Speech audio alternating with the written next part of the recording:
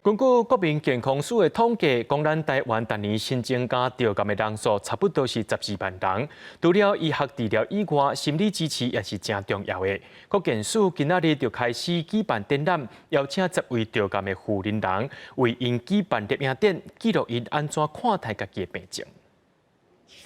因为两焦癌的治疗，何小姐的腹肚顶留下一零40公分的疤痕。何小姐伫2017年产检的时，发现家己是两焦癌第1期，不过伊还是决定把囡仔生落来了后才接受治疗。即马癌症进展到第3期，但是何小姐讲是一点仔拢无后悔，对身躯顶的疤痕嘛拢真正面看待。因为有伤疤，所以我活下来。对，因为如果没有这道伤疤，我可能就是没有治疗方法。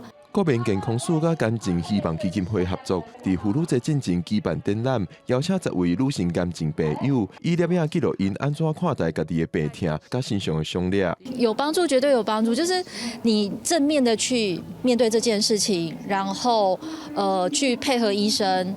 这绝对是最好的方法。何小姐认为，病友若是会使正面看待家己的症头，对治疗绝对有帮助。国健署嘛表示，目前有癌症心理支持的相关资源。在我们的86家的这个癌症资源中心里面，布建了相当多的心理支持，也很多的心理师会到站来做一些咨询。我们的癌友进来，然后经过评估，知道他在哪里需要被支持。心理支持是在第一波中一定的重点。国健署表示，自2010年开始补助病院建立癌症资源中心，目前已经有86间病院设置，提供病友甲家属一站式的服务，对医疗辅助技师、照护知识、心理支持等等方面都有提供帮助，方便病友甲家属得到相关资源。记者郭君祥随台北报道。